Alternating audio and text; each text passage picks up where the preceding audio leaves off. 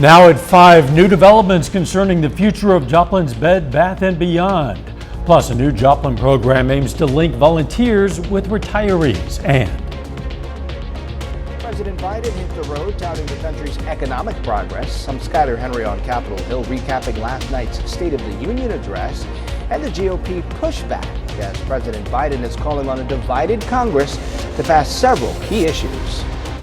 The 4 states' most watched news starts now. southern parts of the area could deal with flooding concerns. This is KOAM News at 5. I'm Dow Quick. Meteorologist Sam Lane joins us now with a first look at the weather. Thank you very much, Dow. Yeah, we've had a lot of rain, of course, over the last couple of days, and it's still raining in many parts of our region. You can see live on radar some scattered showers right now, so we're getting a little bit of a break right now. Zooming down closer to where the problem areas are, down in McDonald County and Berry County.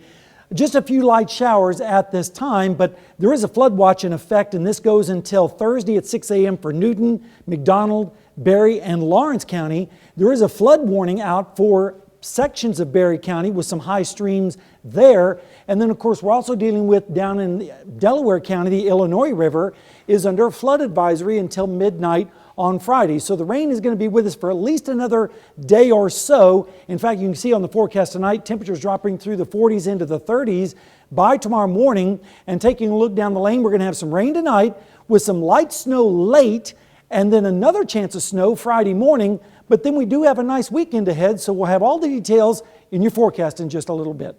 All right, we'll see you then. President Biden traveled to Wisconsin on the heels of his State of the Union address to make the case his economic plan is working. The president, along with members of his cabinet, are on a 2-day multi-state tour to highlight the administration's economic progress. Skyler Henry reports. President Biden hit the road Wednesday, bringing his State of the Union message to construction workers at a training center outside Madison, Wisconsin. Last night I reported on the State of the Union. It is strong. It is strong. And it's strong because of you. Last night, the president highlighted economic progress and restoring national unity. 2 years ago, the economy was reeling. I stand here tonight after we've created, with the help of many people in this room, 12 million new jobs. More jobs created in 2 years than any president's created in 4 years. To restore the soul of this nation, to rebuild the backbone of America, America's middle class, and to unite the country. We've been sent here to finish the job, in my view. The president, who's moving toward announcing his re-election bid, got an earful from some GOP lawmakers when he noted they're proposing cuts to Medicare and Social Security. As we all apparently agree, Social Security and Medicare is off the books now, right?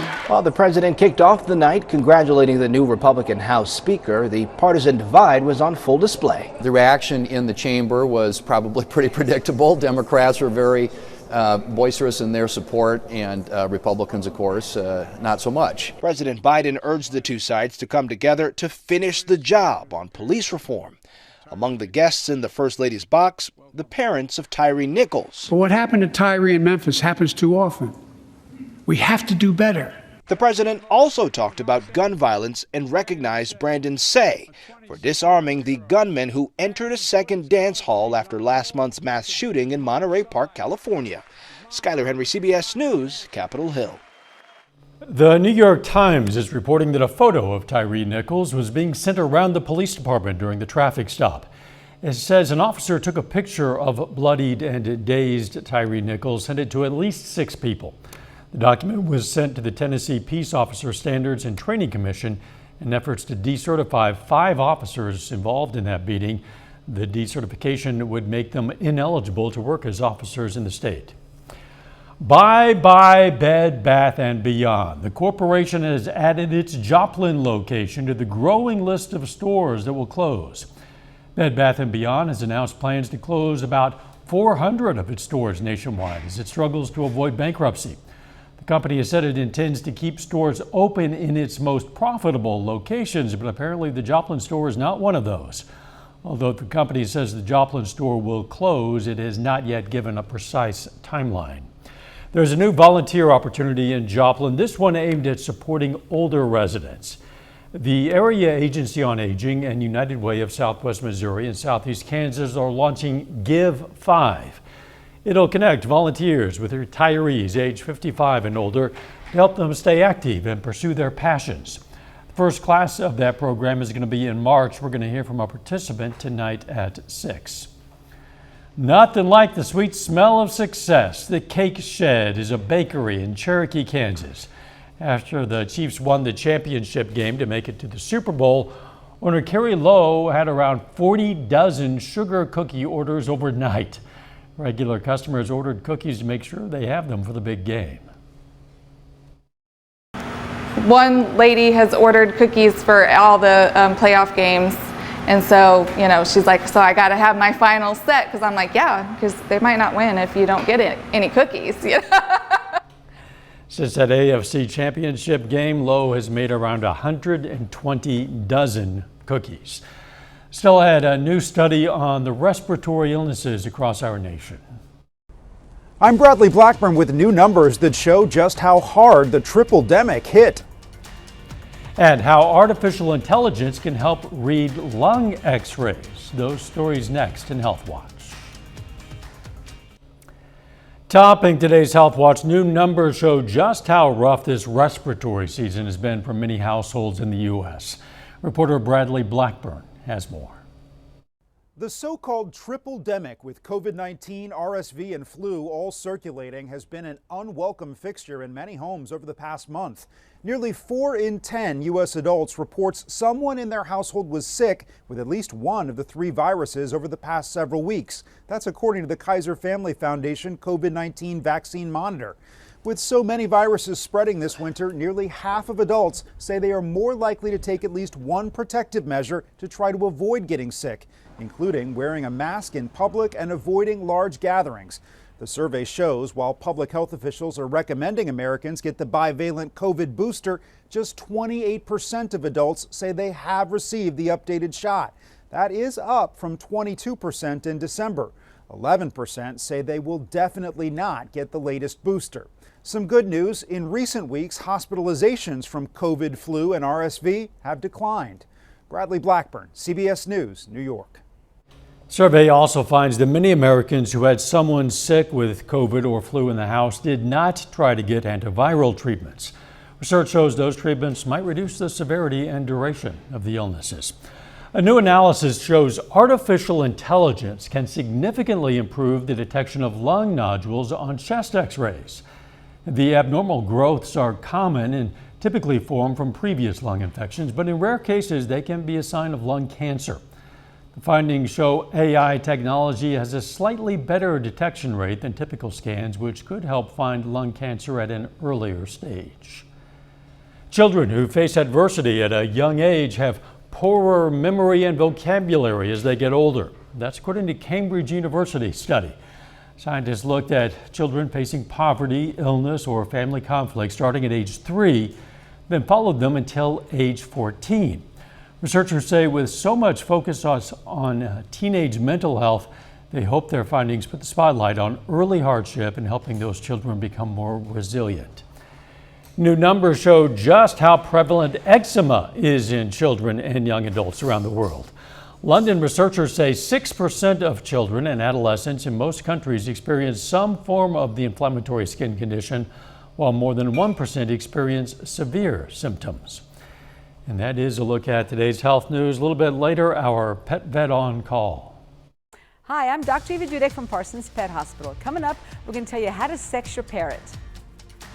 And we've had a wet day across the area. Is more rain on the way? I'll have the answer when we come back.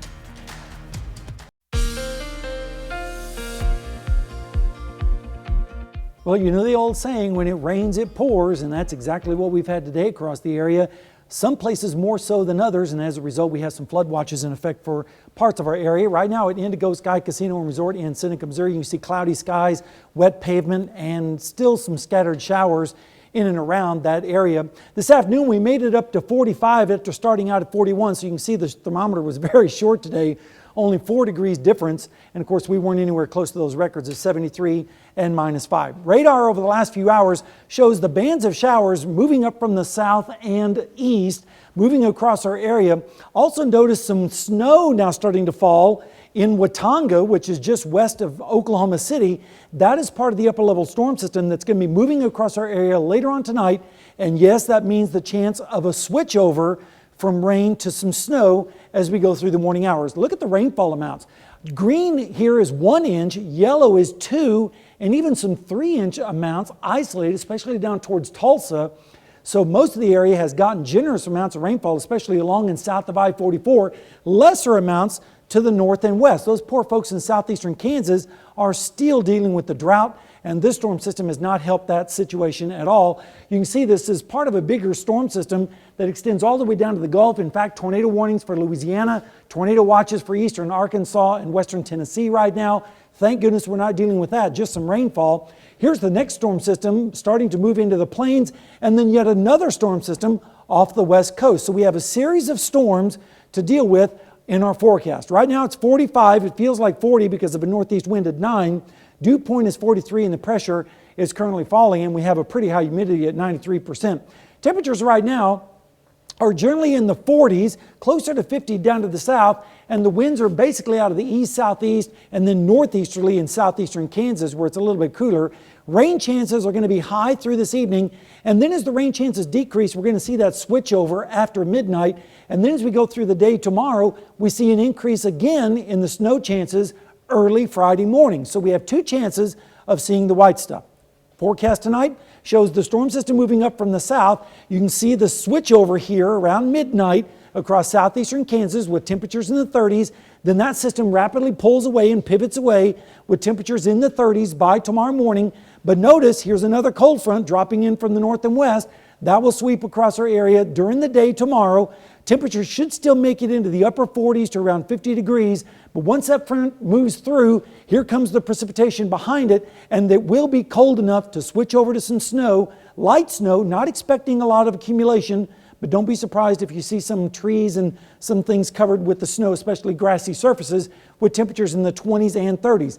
That system then moves away Friday afternoon, and we're left with cooler temperatures with north winds and highs generally in the upper 30s to lower 40s. And then Saturday morning, it gets cold with temperatures in the 20s, maybe even some teens up towards the north and west. Rainfall amounts over the next day or so, you can see around 1/3 of an inch or more, and lighter amounts to the south this time, and then heavier amounts up towards the north with that system later on tonight. Big storm system pulling out into the plains. Here comes the system for Friday morning as it interacts with the cold air. That's why we're thinking the chance of snow is there. Then that system moves out and we start to get a little bit colder and a little bit drier as well. Okay, we have the weekend to look forward to. Nice temperatures, windy on Sunday, but I think we'll take it. And then of course Valentine's Day, we have another round of rain coming in and a little bit chilly on Wednesday morning. And then an extended forecast, it gets pretty cold around here again late next week and early next weekend. Yeah, back into the teens. That's right. Lows. Thanks, Sam. Just ahead, how easy is it to manipulate the numbers on digital odometers? That's coming up in Consumer Watch. Topping today's Consumer Watch at the Economic Club of Washington, D.C., Federal Reserve Chair Jerome Powell said the, quote, disinflationary process has begun in the U.S. economy. Despite this, he added that more interest rate hikes would be needed as the Fed tries to bring inflation down to its target of 2%, a process that Powell also says will take some time. Another tech company is slashing jobs. Zoom says it'll lay off roughly 15% or 1,300 employees as pandemic-driven demand for digital services continues to wane. The video conferencing company's CEO announced he'll take a 98% pay cut and forego his bonus this year. Other Zoom executives are also taking a 20% pay cut and forfeiting their bonuses for 2023. A new report from Ready Nation says lack of childcare is costing the U.S. economy $122 billion a year. The study found that families lose $78 billion a year when they can't find adequate childcare, while businesses lose $23 billion based on lost revenue or hiring costs when working parents cut back hours or leave. The government also loses $21 billion a year in lost income and sales tax revenues because parents without adequate child care earn less and spend less in their communities. Today's vehicles are loaded with technology, including digital odometers. And now crooks have figured out how to manipulate those odometers with a simple device. Reporter Christine Lazar has this consumer warning. More than 1.9 million vehicles on the road in the U.S. have had their odometers rolled back. That's up 7% from last year, according to Carfax. There is a huge misconception that digital odometers can't be tampered with, and that couldn't be further from the truth. All it takes is a device like this one. It used to cost upwards of $10,000. Now you can buy one online for less than $300. It does not require any type of expert use. You need to be able to read. Josh Engel owns Atlanta Speedometer, which specializes in legitimate odometer repairs. He showed us how easy it is to roll back the mileage. As you see right now on the odometer, this thing has 150,000 miles on it. When I count to 3, I'm going to press the enter button and you'll see just how quickly this goes. So 1, 2, 3. You'll see a little error message pop up. And there you go, 50,000 miles. Likely adding $3,000 to the price tag. Unfortunately, when they tamper with these odometers, it does not leave a digital footprint. That's why experts say anyone buying a used car should have an independent inspection done, so the mechanic can check if the mileage matches the wear and tear on the vehicle. Also, you can use a Carfax report to track the numbers. If it currently says there's 75,000 miles on the vehicle and the last reading was an oil change a couple months ago and it had 140,000, that's a huge red flag. This problem is far more common with private sales of cars. There are crooks posing as people selling grandma's car with low mileage. You won't likely see this happen at a major car dealership because obviously it's illegal. Christine Lazar, CBS News, Los Angeles. Our pet vet on call next.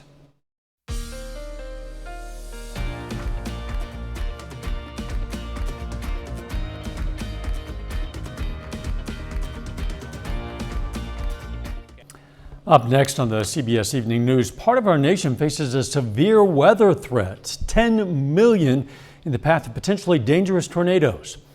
Then on KOAM News at 6, Patrick Mahomes thanked his physical therapist for getting him back on the field, but you don't have to be an NFL quarterback to benefit from a physical therapist. KOAM's Amber Jenkins will show us a day in the life of a physical therapist in Pittsburgh.